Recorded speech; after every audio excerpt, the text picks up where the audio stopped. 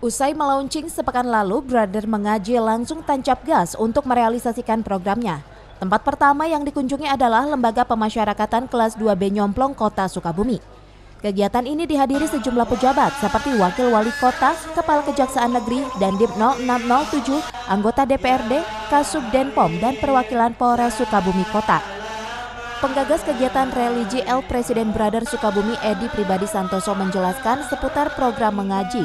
Sebagai langkah awal sengaja dilakukan di lapas, tak lain untuk memberi motivasi para warga binaan dan mengajak untuk berbuat kebaikan, serta tidak melakukan kembali perilaku yang menyeretnya ke jeruji besi.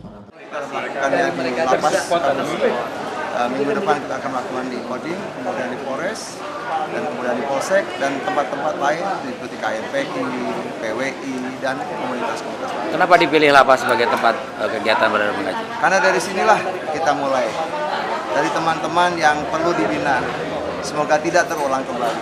Kalau Brother Mengaji dibikin di surau, di masjid atau musola, semua datang untuk mengaji. Sekaitan itu, Wakil Wali Kota Sukabumi Andri Setiawan Hamami menilai kegiatan yang digelar komunitas Brother sangatlah positif. Program ini sejalan dengan program pemerintah Provinsi Jawa Barat dan pemerintah Kota Sukabumi, yakni Gerakan Maghrib Mengaji. Mereka bahwa hidup ini adalah proses.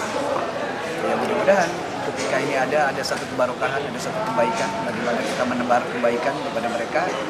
Dan di sini hadir Pak Dandim, Ibu Jari, dan mereka memotivasi mereka semangat hidup. Alhamdulillah sungguh luar biasa kegiatan hari ini, kami sangat bersyukur kepada Allah SWT karena dengan hadirnya teman-teman dari Brother Sukabumi yang didampingi dengan orang-orang luar biasa, Pak Wakil Wali Kota, Ibu Kajari. Dari Sukabumi, Muhammad Satiri melaporkan.